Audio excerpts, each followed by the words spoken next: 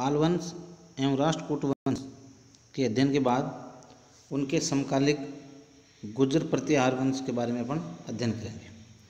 पाल वंश के आरंभ में हमने पढ़ा, एक शब्द आया था त्रिकोणीय संघर्ष, जिसमें त्रिकोणीय संघर्ष के नाम से जो इतिहास में प्रसिद्ध है, आगे अपन इसके बारे में पढ़ेंगे भी, जिसमें समकालिक 3 वंश, जिसमें पाल, ठीक है, राष्ट्रकूट और ये जो अभी पढ़ेंगे अपन गुर्जर प्रतिहार, ठीक है, इनका आपस का जो संघर्ष है वो त्रिकोणीय संघर्ष के नाम से इतिहास में जाना जाता है।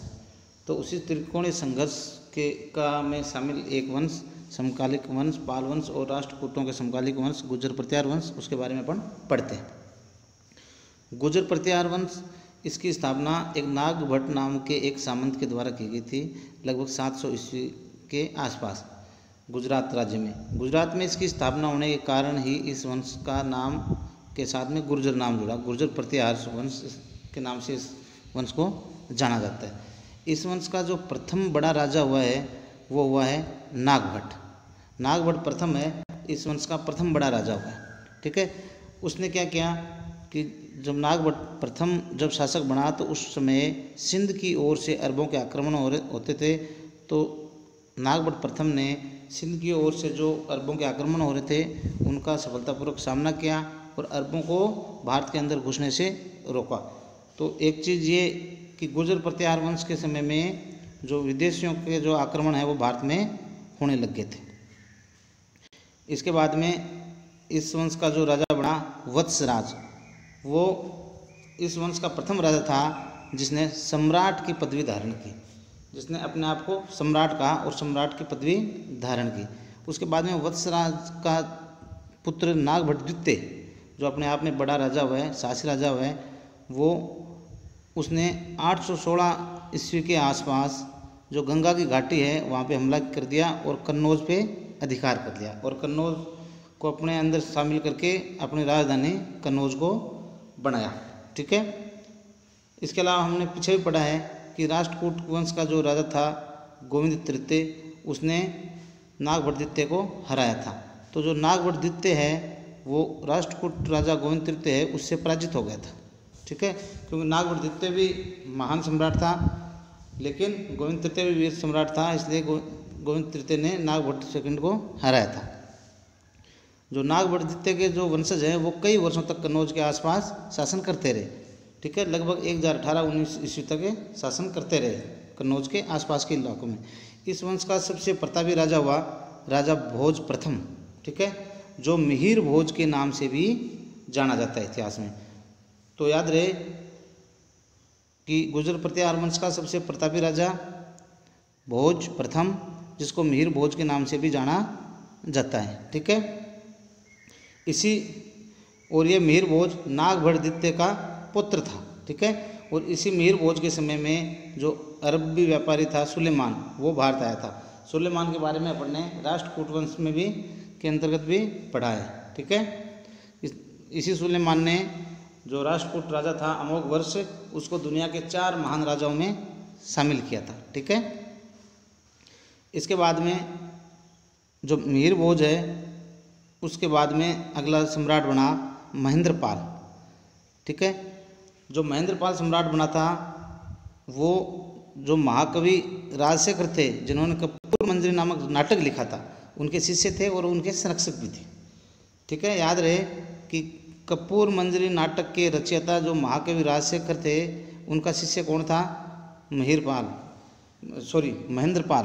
जो गुर्जर प्रतिहार वंश का जो सम्राट था महेंद्रपाल, वो कपूर मंजरी नामक नाटक रचने वाले महाकवि राजशेखर थे, उनका शिष्य था और संरक्षक भी था।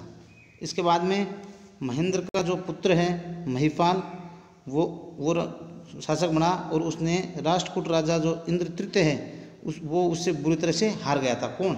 महेंद्र का जो पुत्र महिपाल जो शासक बना गुर्जर प्रतिहारों का, वो राष्ट्रकूट राजा इंद्र तृतीय से बुरी तरह से पराजित हुआ था।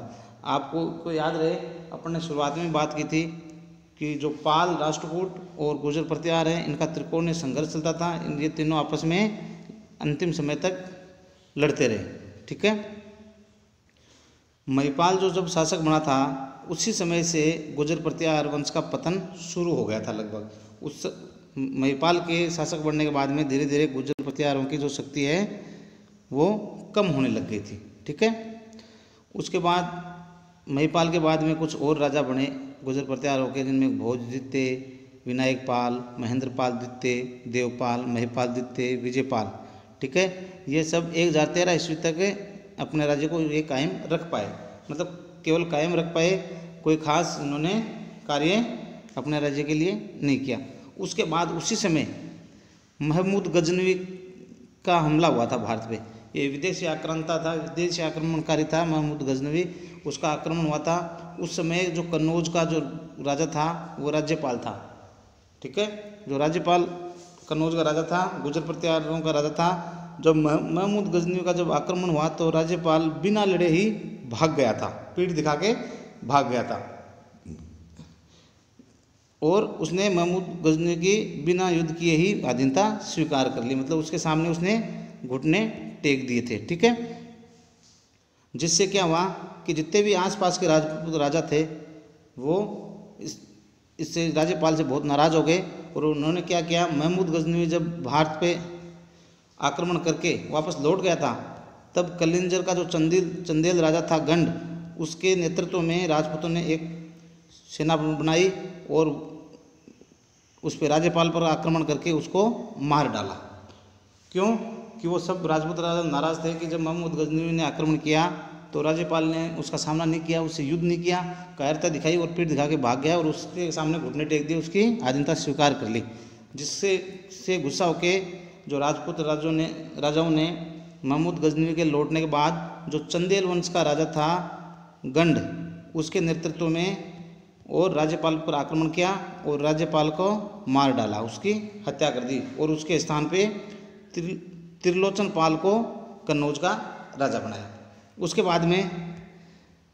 बाद में कन्नौज में गढ़वाल या फिर राठौड़ वंश का उद्गम हो गया, होने लगा। नए वंश का उद्गम हुआ 1100 शताब्दी के आसपास, लगभग द्वितीय चतुर्थांश में, मतलब 1100 ईस्वी के लास्ट समय में गढ़वाल अथवा राठौड़ वंश का उद्गम होने के कारण गुर्जर प्रतिहार वंश है वो एकदम जड़ से उखड़ गया, एकदम खात्मे की ओर चला गया। इस तरह से गुर्जर प्रतिहारों का अंत हो गया, इनके वंश का अंत हो गया। ठीक है, लेकिन गुर्जर प्रतिहार वंश की सबसे अच्छी बात जो सबसे महत्वपूर्ण है वो ये रहा कि गुर्जर प्रतिहार वंश के जो राजा थे उन्होंने अरबों को भारत में आगे की तरफ नहीं बढ़ने दिया। अरब साइड से कई अरब राजाओं ने शासकों ने भारत पे आक्रमण किया, लेकिन ये गुर्जर प्रतिहारों की एक मुख्य जो है उपलब्धि रही कि उन्होंने अरब शासकों को भारत में आगे की ओर नहीं बढ़ने दिया। ठीक है, तो इस तरह से ये अपने समकालीन तीनों वंश जिसमें पाल, राष्ट्रकूट और गुर्जर प्रतिहार, इनके बारे में पढ़ना पड़ा। इनके बारे में जो भी होमवर्क होगा वो आपको भी भेज दिया जाएगा। सब ये होमवर्क करके आप मेरे को पर्सनल व्हाट्सएप नंबर पे व्हाट्सएप कर दोगे। धन्यवाद।